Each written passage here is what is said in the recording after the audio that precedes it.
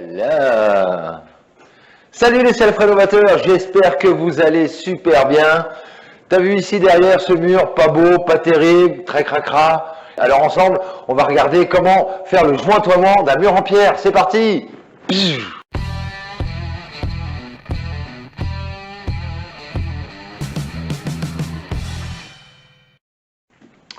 Donc là, comme tu peux le voir, de ce côté-là, ça a été fait, de ce côté-là, c'est pas fait.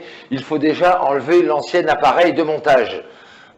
Donc pour procéder à l'enlèvement de cet appareil, eh bien tu utilises soit la technique manuelle, donc la massette et le burin, et puis tu viens au fur et à mesure enlever tout l'appareil déjà existant. Tu as un autre outil, le marteau à piquer. Donc le marteau à piquer, d'un côté une pointe, de l'autre côté un fer plat, voilà. Et donc là, c'est pareil, tu viens au fur et à mesure enlever tout l'ancien appareil sur 2 à 3 cm de profondeur. Ne cherche pas à trop en enlever. Donc pour les murs intérieurs, on peut se permettre de donner une finition pierre apparente, c'est-à-dire que on va bien voir apparaître toutes les arêtes des pierres. Une fois que tu as fini de dégager tous tes anciens joints, eh bien balayette, soufflette, et tu dois nettoyer, enlever toute la poussière partout, tout ce qui reste entre tes pierres. Ensuite, il va falloir arroser copieusement ton mur. Donc là, il ne faut pas hésiter.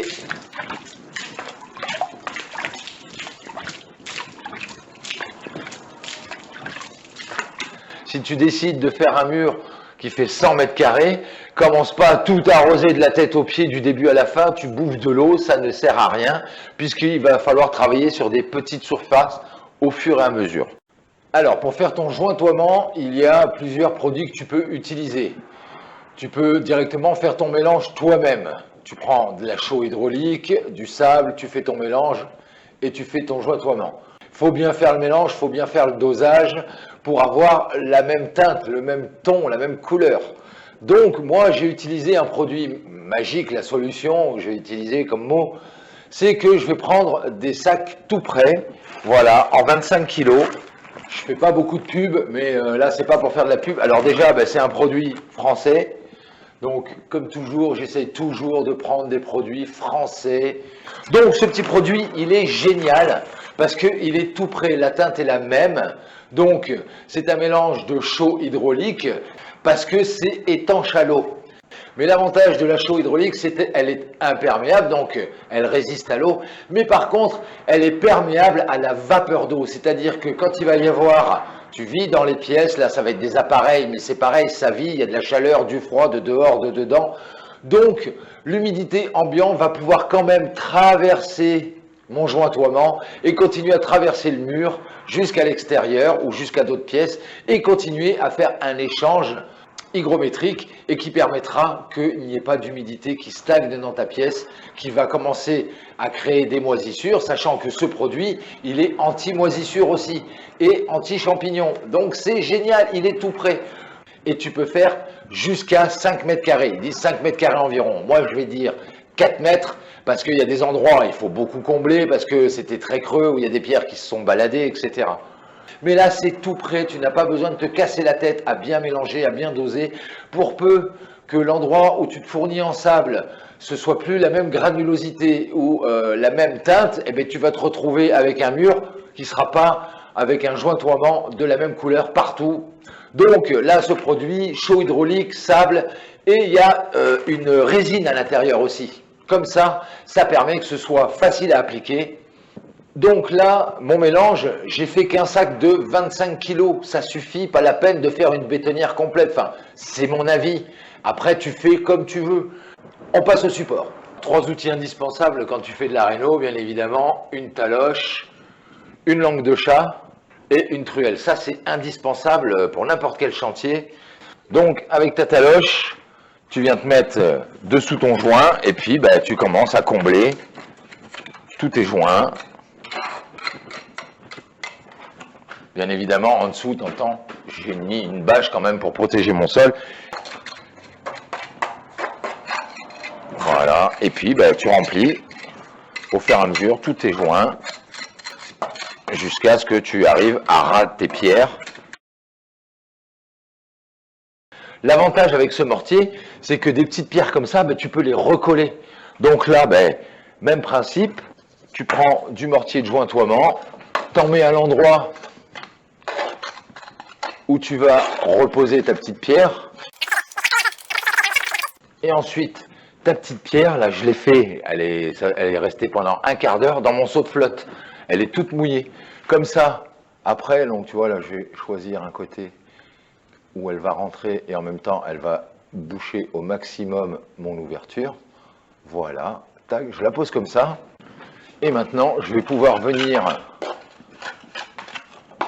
jointer autour. Alors là, tu vois, je le fais avec la grosse truelle, j'aurais dû prendre ma petite langue de chat. Voilà, et là, je vais venir chercher à voir la face de ma pierre, un petit peu quand même, en serrant un peu autour mon joint.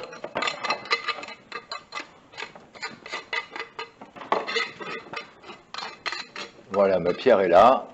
Hop. Il faut quand même que ton jointoiement soit complet. Il faut que ça reste quand même hydrofuge. Donc là, on est en intérieur. Donc là, c'est pour faire joli. Mais en extérieur, c'est ce qu'on appelle justement le jointoiement à pierre vue.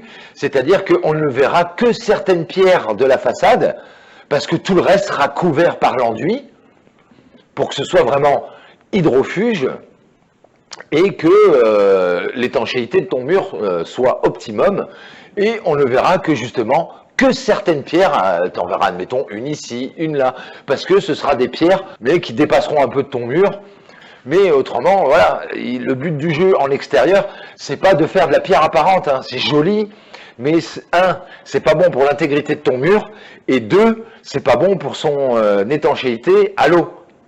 Après, tu fais comme tu veux, mon petit loup, comme je dis toujours, hein, chacun voit midi à sa porte, mais eh bien, si tu te retrouves avec des auréoles sur ton placo au bout d'un certain temps, c'est qu'il y a un endroit à l'extérieur sur ton mur où c'est juste du rejointoiement en pierre apparente et non à pierre vue ou complet.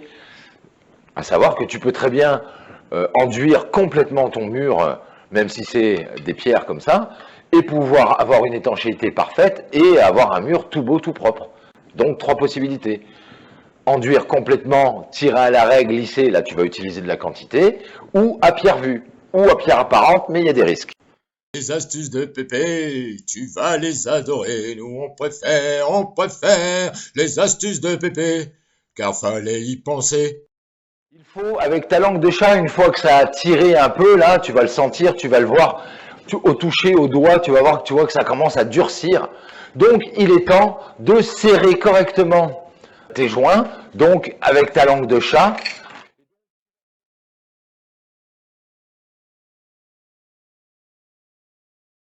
Tous les endroits où tu vas voir qu'il y en a un peu trop sur les pierres, tu gratouilles. Voilà, tu serres bien tes joints, partout. Donc tu fais toute ta surface. Voilà. Là, on voit les traces de langue de chat. Le boulot est fait, le jointage est impeccable, c'est sûr, mais c'est pas terrible point de vue esthétique. Donc, tu prends un petit gant avec le bout caoutchouté et tu le trempes dans de l'eau. Voilà. Et ensuite, tu viens gentiment lisser un peu tes joints, tu vois, pour faire disparaître les traces de la langue de chat. Tout simplement. Alors, quand tu as du mal à remplir les angles, là, comme ça, qu'ils soient extérieurs ou intérieurs, il faut que ce soit joli, beau et étanche, tu prépares du mortier à jointer, tu prends ta langue de chat, alors en fait, tu vas faire une découpe, comme ça, et hop, tu charges ta langue de chat, et en fait, tu vas venir projeter ton mortier directement aux endroits où tu as besoin. Après, un petit coup de langue de chat pour serrer tout ça. Alors ça, tu fais ça soit pour les parties hautes ou les parties difficilement accessibles. Une astuce de Pépé bonus pour faire ton jointoiement. Commence toujours par le bas. Alors là, j'ai commencé au milieu pour te montrer. Tout simplement parce que l'humidité migre vers le haut. Et quand tu vas travailler ici, là, l'humidité elle va chercher à monter vers le haut. Et comme ça, au fur et à mesure que ton travail va être fait, et bien ça va sécher au fur et à mesure. Voilà, c'était les astuces de Pépé. Maintenant, ce que je fais, je passe de temps en temps une brosse à chien dent, voilà, tu vois, pour bien tailler, tu vois, tout ce qui est granuleux, tout ce qui dépasse, tu vois. Hop, comme ça, je finis de bien évacuer tous les grains qui dépassent. Donc tu vois, au fur et à mesure, eh bien, il faut serrer. Alors j'ai déjà serré à la langue de chat, mais il faut continuer à serrer tes joints, voilà, tout en enfonçant et en enlevant les traces de la langue de chat, parce que c'est vraiment moche. Alors c'est ça le délire avec le jointoiement des pierres comme ça, quand tu veux faire en pierre apparente, c'est que tu vois, là ça fait déjà 6 heures que j'y suis, et c'est pas fini, c'est-à-dire que là, je vais laisser sécher un petit peu, puisque là c'est ce que j'ai repris, et puis il faudra que je revienne pour gratouiller. Tu peux pas laisser sécher et puis te barrer et puis te dire bon ben à demain, je gratterai demain, parce que le lendemain c'est pas gratter qu'il faut, il va falloir recommencer, marteau, burin ou voilà, et puis regratter, recasser ce qu'il faudra enlever, et ça va être une vraie galère, et tu vas être obligé de refaire du produit pour ensuite recommencer à avoir quelque chose de propre. Donc ça prend du temps. Donc quand tu fais des pans de mur comme ça, ben là tu vois, il est 22 heures, bon ben c'est comme ça. Mais autrement, prends-y toi dès le matin, tôt. Faut faire ça au printemps, à l'été, jusqu'au milieu de l'automne. Fais pas ça en hiver parce que c'est une vraie galère, ça sèche pas, tes murs restent humides et tu vas passer du temps et du temps et du temps à attendre que ça sèche, où il va falloir que tu chauffes la pièce. Donc c'est une vraie galère. Donc voilà les petits chéris. Ben, moi je vais continuer à gratouiller un petit peu. Voilà. Et puis, je te fais un dernier petit visuel demain pour toi, ça va être tout de suite. Allez. Ouh là là. Bon, ben voilà les petits chéris, ça y est, le jointoiement, ces deux murs-là, c'est nickel chrome, c'est fait. Ça prend un peu de temps, c'est comme tout, c'est chronophage, mais le rendu, le résultat est magnifique. Allez, on va jeter un œil. Donc voilà, une fois que ça a bien séché, on voit bien le joint qui devient bien blanc, bien couleur pierre, ton pierre. D'ailleurs, on voit bien que les pierres apparaissent plus. Alors là, les pierres qui sont ici, elles étaient bien sales, je les ai lavées. J'ai lavé mes murs avant. On voit bien la différence entre après et avant, quand les murs ils sont tout sales, tout pas beaux, tout cochon, plein de terre. Voilà, donc avant, lavez vos pierres, c'est le mieux. Comme ça, vous avez un super rendu. Voilà, et puis ben là, cette partie-là, elle est bien sèche. Et puis là, c'est en train de finir de sécher. Je pense que d'ici demain, ça va être tout blanc comme à côté. Bon, ben voilà les petits chéris, vous n'avez plus aucun secret pour faire le jointoiement d'un mur en pierre. T'as vu, petite technique, petites astuces, toutes sympas, du bas vers le haut. Ça sèche bien, ça évite de faire craquer les joints, c'est génial. Et comme je vous le dis toujours, n'hésitez pas à vous abonner si ce n'est pas déjà fait. Mettez des petits commentaires, lâchez des petits pouces en l'air, c'est super sympa, ça motive. Et puis ça permet de vous faire plein d'autres vidéos. Et comme je vous le dis toujours, pensez à la récup. Soyez inventif, soyez créatif, soyez ingénieux, surtout restez-le et prenez bien votre temps pour tout le temps faire de votre mieux du super bon boulot. Et je vous dis à bientôt pour une nouvelle vidéo de Renault. Salut les builders!